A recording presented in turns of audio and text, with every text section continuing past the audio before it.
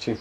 Ya, este cuadro se llama Chilevisión Orgía para el Bicentenario y dedicado al Canal 13 y al 5 y al 7. Bueno.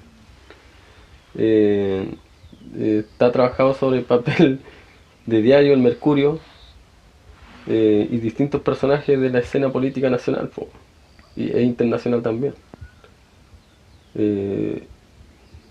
Eh, de hecho, fusionaba la política, la religión y todo ese quehacer, digamos, eh,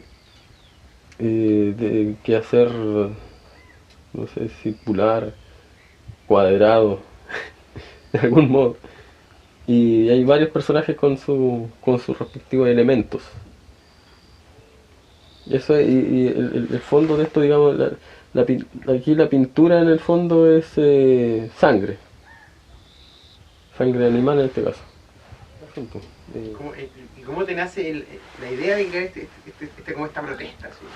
eh, ten- eh, en un momento por el asunto de corrupción de alguna forma en el circulillo, por lo menos de lo que uno llega a saber, eh, o lo que se deja escapar, digamos, en ese mundo, de esa atmósfera. Entonces, el asunto de la corrupción y también está la cuestión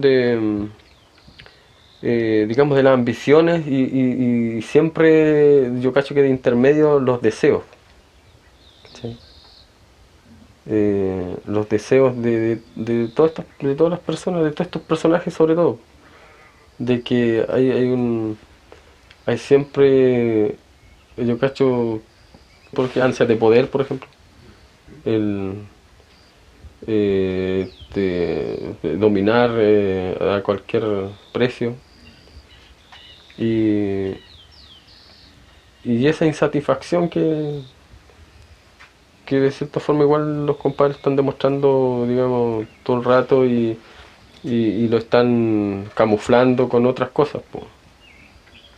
O sea, utilizan los medios, utilizan eh, distintos soportes también para confundir o mantener sedado al pueblo, digamos, o a la gente común. No te da miedo que lo censuren, por ejemplo? ¿Que nunca tenés que Eh, ponerlo en algún lado? eh, yo cacho que sí, porque ellos siempre están censurando todo, po.